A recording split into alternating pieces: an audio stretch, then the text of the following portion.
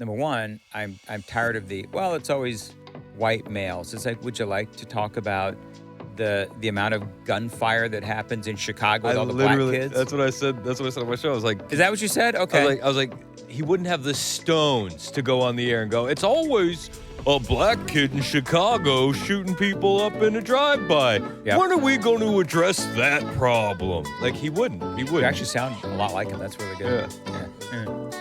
Hold on.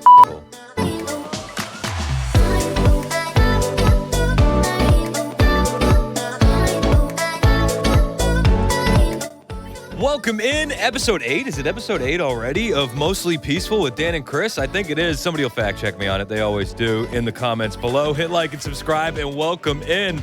Did you fact check me on it, Mason? Is it 8 or is it 7? 8. Let's go. Even when I think I'm wrong, I'm always right.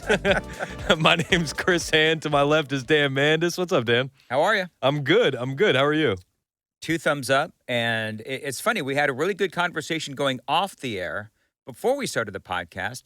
So why don't we just start it again on as the cameras are rolling? So It started out with Trey Gowdy. Yeah, who's a spineless coward. So I used to be a huge fan of Trey Gowdy. Thought he would make a great attorney general. Was this back when he was saying that the FBI did everything right on the Russia hoax? Yeah. Is that when you liked him? About that time.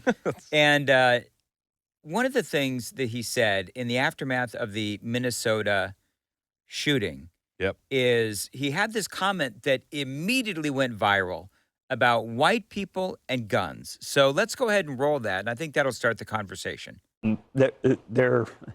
Our system is reactive. Something bad happens, we react to it. And what people are crying for now is, how can we prevent this? How can we stop it?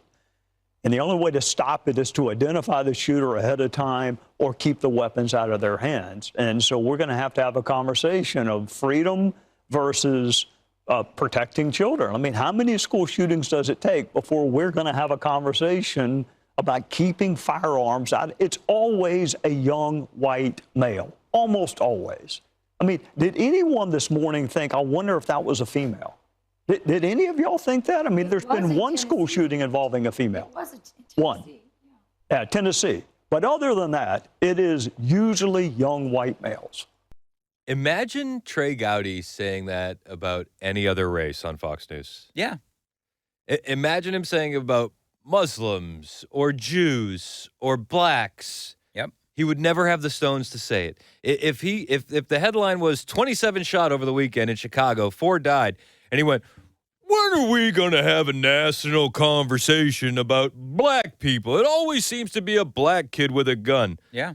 He wouldn't do it. No, he wouldn't do it. And that was such an insulting and ignorant thing for him to say. And especially, and I don't know what was going on, where it was in the news cycle when he said that, but the real conversation about what's going on in Minnesota, in Minneapolis, is the fact that here we are, once again, with a man pretending to be a woman. Yep. Killing a bunch of kids. Yep. And this keeps happening. We had it here in Nashville. Yep.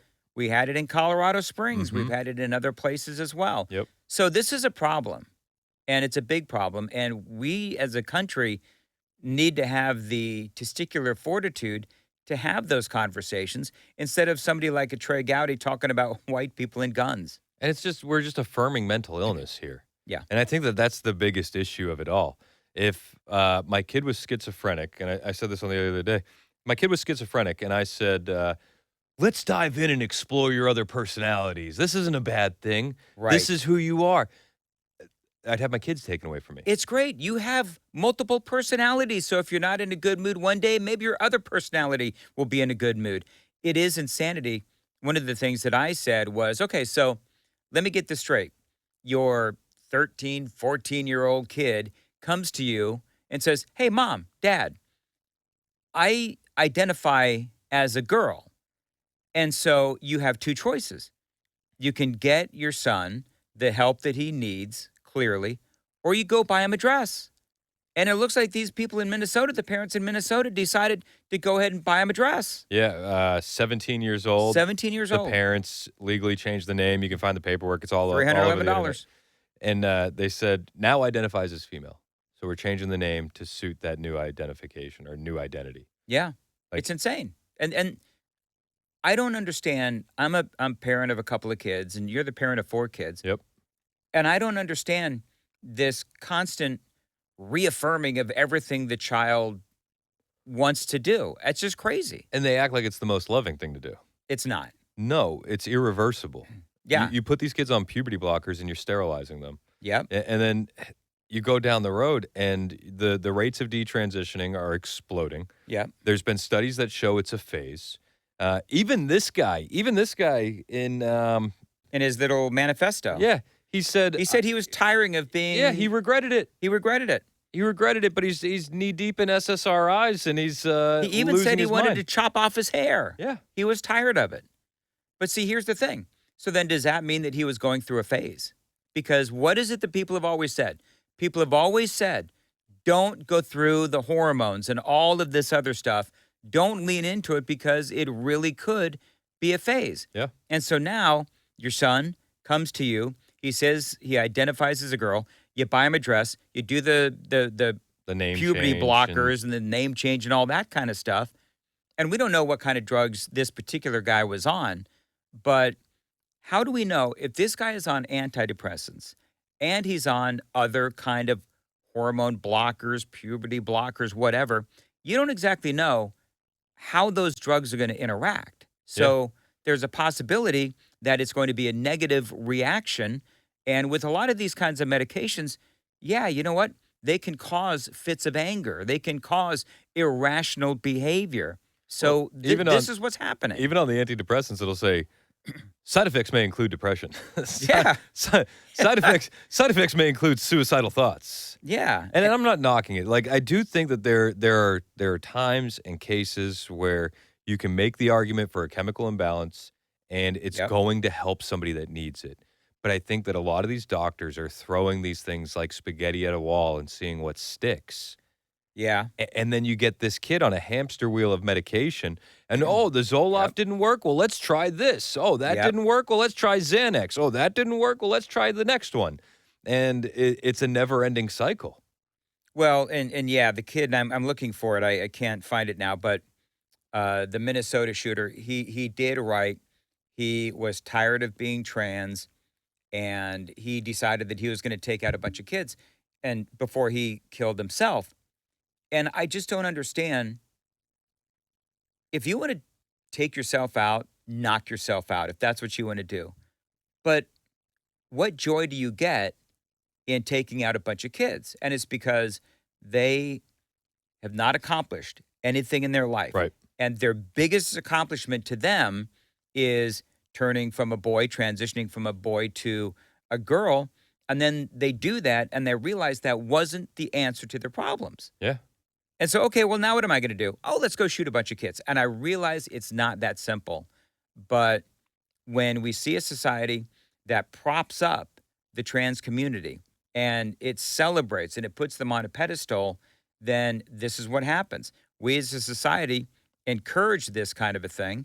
And this is ultimately then, once they do the transition and they realize it's not what they were looking for, it's not what they thought it would be, and it doesn't make them happy, then they end up lashing out.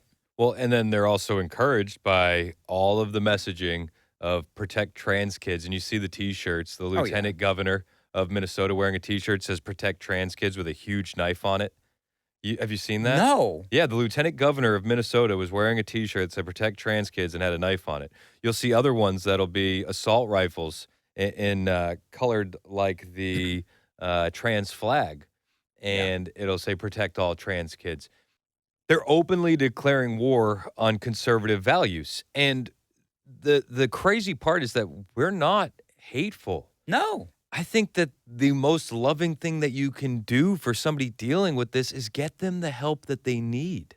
But see, if you're transphobic then. If you say, are you sure that at the age of 17, you know that you want to go through all of this? And because let's be honest, at 17, your brain isn't formed yet. 26. You're 26, that's right, formed. 26.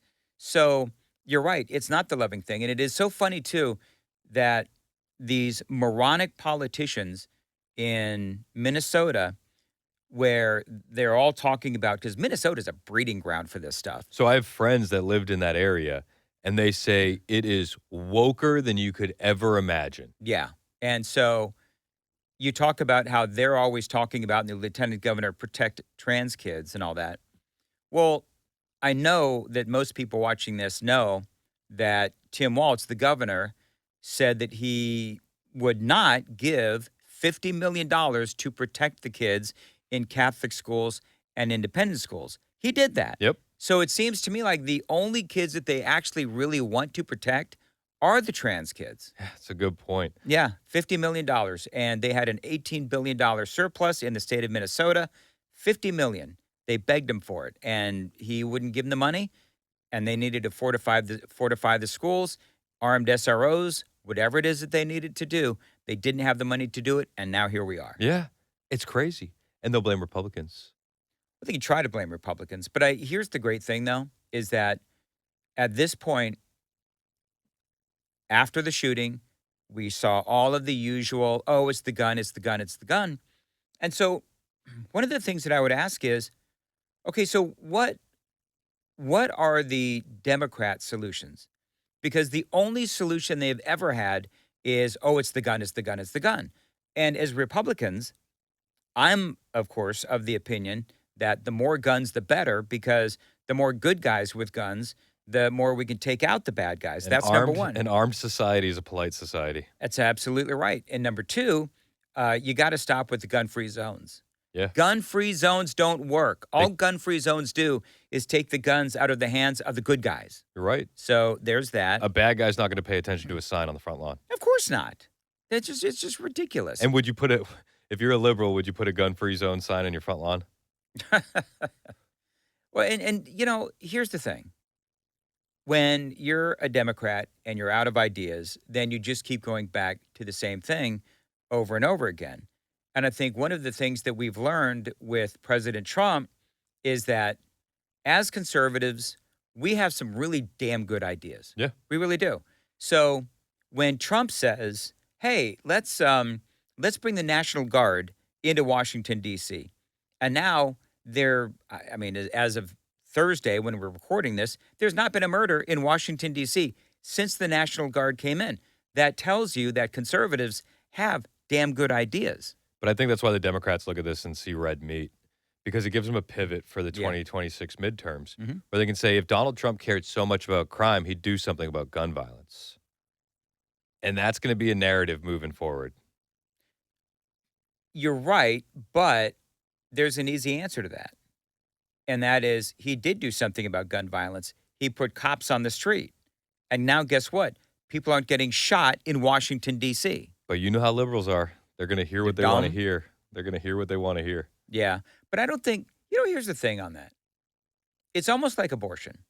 Do you really think that there's somebody out there who is going to be convinced that if you're a gun owner and you are pro 2A, is there a liberal that is going to convince you that they're right about gun violence and that your gun should be taken away? I think these two sides are so polarized right now that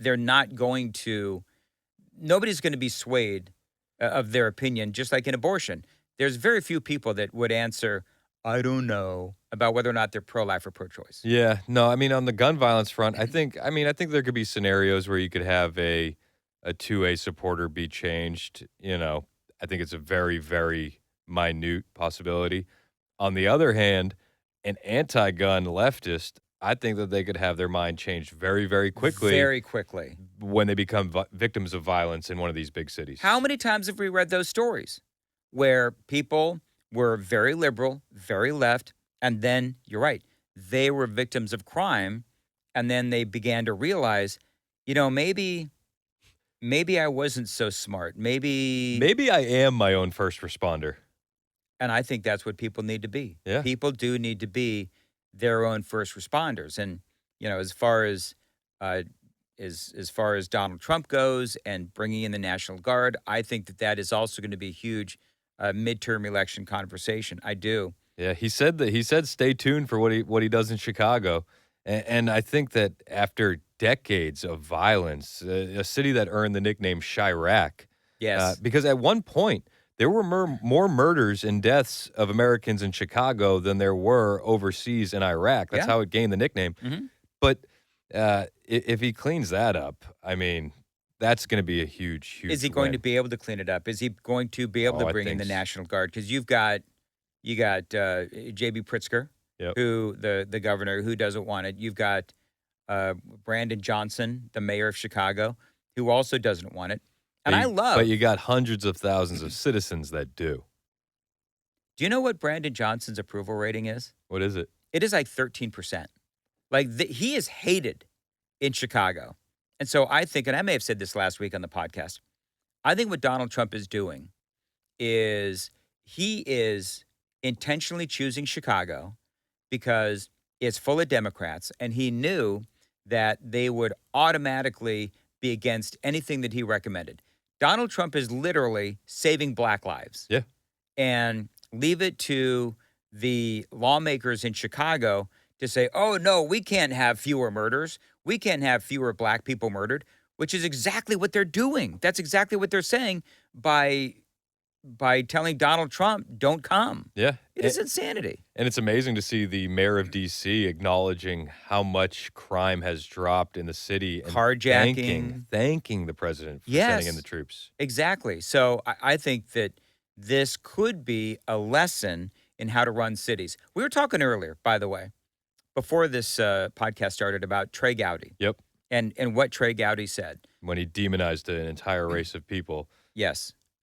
And I liked him, as I said, a while back for Attorney General.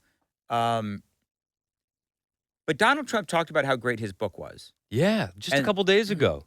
And this is a guy that said the FBI did everything by the book with the Russia hoax. Yeah. This is a guy who's on TV just 2 weeks ago saying there's other ways of accountability besides handcuffs for Clapper, Brennan, Comey. That's him. Right.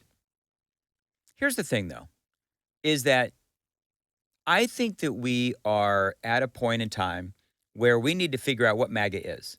Like, what is MAGA these days? Because Donald Trump also endorsed Lindsey Graham. Yeah, and this is right in the midst of the Russia-Ukraine summit and having all the world leaders in, and he's pushing for sanctions, trying to derail peace talks. So it's one Well, of the Lindsey things Graham is a warmonger. yeah, it's one of the things that irks me. It's like everybody hates Lindsey Graham, everybody hates Trey Gowdy. Mhm.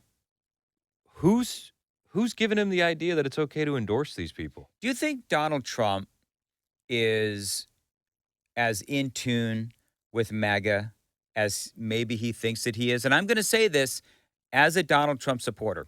The other day, 600,000. He wanted to bring in 600,000 Chinese students into America, and MAGA freaked out. It's like, are you kidding me? Yeah, well, you know how many American students were in China in 2024? 800. 800. And why are we educating our enemy? I'm with you. And why are we bringing in spies? Because that's what they do. I'm with you. And then, I mean, they're going to have kids. Yes. And that kid now is an American Chinese citizen Right. spy. And you can't deport him. So I'm just wondering, and trust me when I say, folks, I understand that what Donald Trump is trying to do is he's trying to come to a negotiation with China on tariffs.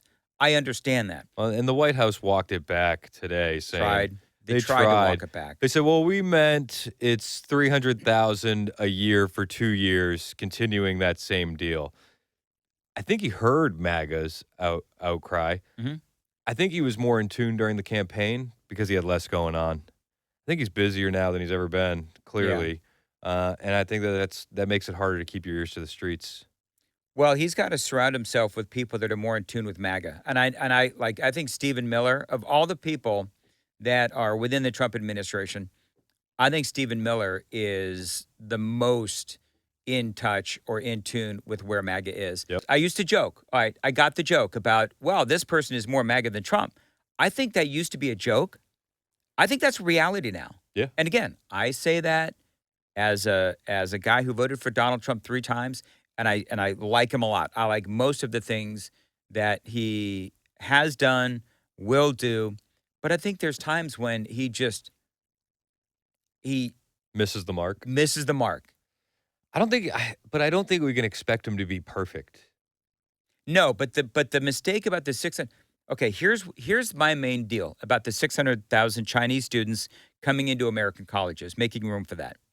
In his first administration, he had an entire program designed to limit the damage that the Chinese and their espionage Yep. and the intellectual property theft. He had a whole program designed to ward off and protect America from that. And now he's inviting it in.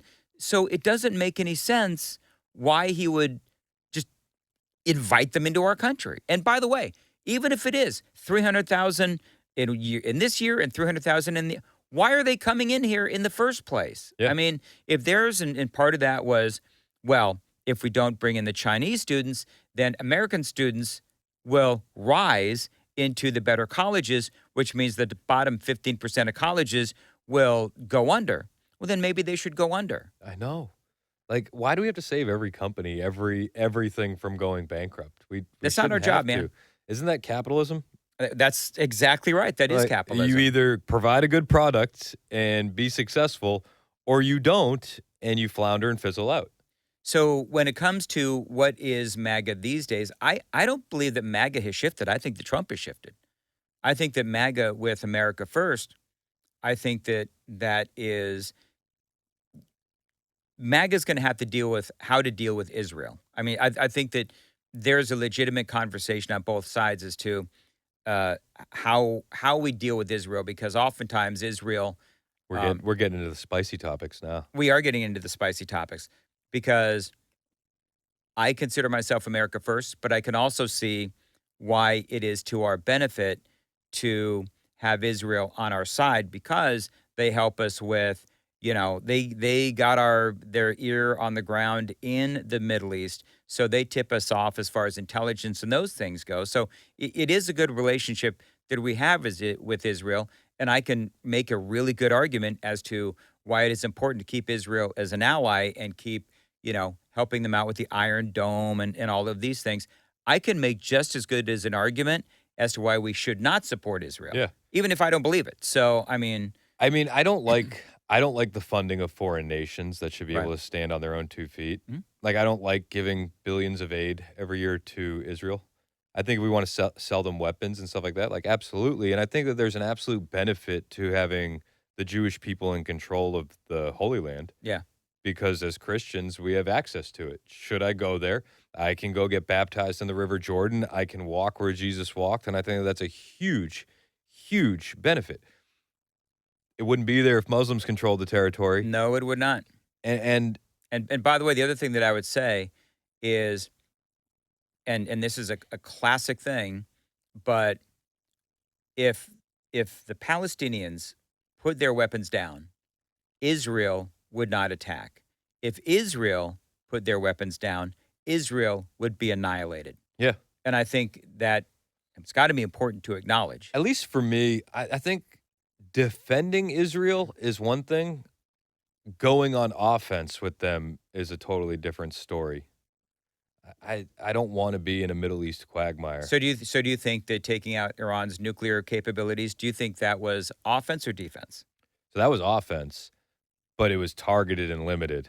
And Yes. and Yes. I talked about this on my show because I was against intervention, but that was a third option I didn't see as an option. I thought Donald Trump handled it perfectly. That was awesome. And here's the thing: if he can figure out a way to maneuver out of this 600,000 Chinese students, I don't give a rip if it's 300,000 and 300,000. I don't care.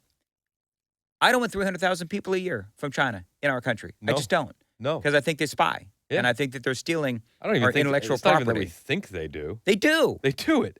They got busted operating secret police stations in our country. Yeah. They got busted operating a secret biolab in California. And why are they? That's right. I remember that. They rode a spy balloon over our entire country. There should be And Joe Biden let it happen.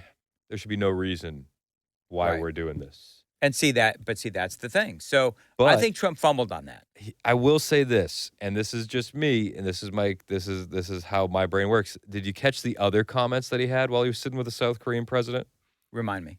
He said China doesn't have the cards. He's talking about the military presence in South Korea and how they need to up their spending from 3.5% of GDP to 5%, which is, pretty consistent with what he's done with all of our NATO allies. But during that brief exchange with the South Korean president, he said, China doesn't hold the cards. We do. And if we played our cards, we could destroy them. And he's speaking about this at the exact time he's talking about troops in South Korea. So part of me saw that and was like, okay, he's doing good cop, bad cop all on his own. I see what you're saying. There are times when Donald Trump, and maybe this is done intentionally, maybe it's not, but there are times when he's very contradictory. Yep. And you don't really know. And this is the one, I would say this is whether it's, again, intentional or not, but this is the brilliance of Trump because he's really good at keeping nations guessing. Yep. And I think that is one of his biggest assets. And it's like one of the best stories about him was when he said, I told Putin if he took Ukraine, we'd bomb Moscow. All those nice buildings, it'd be a shame if somebody took them out. And the reporter said, did he believe you? He goes, 10%. But it was enough. It's all he needs. 10% is all you need. So, and it's interesting, too, because I was really pissed at the Chinese students thing. That's like a thing for me as China, because I think that they're trying to destroy America, buying our farmland, the whole thing. Low key, they have a 100-year plan, and that's one of the worst things about these commies. Yeah, is that they're worried, they're willing to put the work in that future generations will see the fruit from. Yep, that's exactly right. So I hope that Trump understands that this is something for a lot of MAGA supporters, and he's not going to be, running for president again. I don't know. Have you checked with Gavin Newsom? Gavin Newsom keeps getting those Trump 2028 hats. Did you see him today? He's like, I've gotten 3 dozen Trump 2028 hats sent to my house. You're not saying you think Republicans are going to stop? I don't think Donald Trump wants another election. You think for a second I have 2 dozen Trump 2028 hats. His folks keep sending me. We need that to be 3,000. Do you remember when people used to mail bricks? We need to start. Yes. We need to take that same energy and mail Trump 2028 hats. I think that's funnier as all get out. So funny. Yeah, I love that. I think at least 3,000. I'd like to be 300,000. I think Gavin Newsom, this whole weird thing that he's doing now where he's mocking and mimicking Trump, do you think that's going to be effective? No, I don't. With Democrats. I mean, maybe. Actually, here's the thing. I don't think anything they do is effective. I don't think it'll be effective with independents. That's the thing. Democrats are going to do anything for their side. Well, let's break it down by voter. Okay. Let's break it down by voter group. Do you think it's going to be effective with trans voters? With trans voters? The LGBTQ mafia? No, because they'll always go Democrat. What about black voters? No, because black voters are going to, like most Americans, black voters are going to vote with their wallet. And I think they're going to vote for, do they feel safe? Donald Trump is going to, with what he's done in Washington, D.C., there's a lot of black people who live in these cities that are very dangerous. They're seeing what Donald Trump is doing, and they want that for their community. Donald Trump is literally saving black lives. So I don't know if Gavin Newsom's hijinks and shenanigans would impact. Does it win any group under the Democrat umbrella? You know what I mean? Yeah. I don't think it moves the needle at all, and I also think it's kind of a misstep. He's so focused on Trump. Who's not running again? Yeah. Theoretically. Yeah, no, I think he's acting like a buffoon, like Gavin Newsom. But that's Democrats for you. They rail against something, and that's their biggest issue is what they hate. They never tell you what they're going to create, what they're going to do, what plans for the future, how they're going to make your life better. They talk in platitudes, and then they tell you orange man bad. Well, you saw what happened at their meetings in Minnesota. Yeah, we didn't do our land acknowledgement before this episode. Oh, dang it. We didn't do the land acknowledgement. We acknowledge that we're on stolen land. There you go. Shout out to Andrew Jackson. What? What? Anyway. But the Democrats, they looked so ridiculous in those meetings with all the viral clips and Tim Walz screaming about Donald Trump, screaming about, as you said, orange man bad. But the reality is they can't even come to an agreement as a party, as with policy on what to do about Hamas. Yeah. You know what I mean? They don't know what to do with that part of their. No, but how hard is it? Hamas invaded Israel, tortured and killed over 1,200 people. Israel is defending itself. And I just don't understand what the problem is. I mean, there was a couple of years of relative peace between Israel and Hamas as Hamas was plotting with Iran and Iran's Revolutionary Guard as they were training Hamas to go into Israel. And so I don't know what there is to debate. Clearly, the victim here was Israel, and now Israel is doing its best to make sure this doesn't happen again. What do you think about the theories online that maybe there was a stand-down order? At the time, you got 50% of the population of Israel protesting against Benjamin Netanyahu. It's the most fortified border on the entire planet. You could make the argument for. Mm-hmm. How does an attack there go on for 8 hours without proper response? I know the theory. I'm not going to call it a conspiracy theory, but I know the theory. And I don't think there was a stand-down order. I think he got caught sleeping. I think they got caught sleeping. Because remember what I just said. There was 2 years, couple of years at least, of relative peace. But with a state the size of New Jersey, right? Like that's how big Israel is. Just to put into context, and probably even a little bit smaller. Yeah. But for context, New Jersey, 8 hours. There's no cameras on that wall. People are paragliding in. There's no response from the IDF. Every citizen is trained in the IDF. How did they miss that? Well, they call it, you know what they call it? They call it one of the greatest intelligence failures ever with Israel. And we missed it too, by the way, because we didn't know it was going to happen either. Didn't Egypt warn them like a week before? Did they? Yeah. I didn't know that. So I don't know. I don't believe that Benjamin Netanyahu intentionally ordered a stand down so that Israel could be attacked so that he could stay in power. I don't buy it.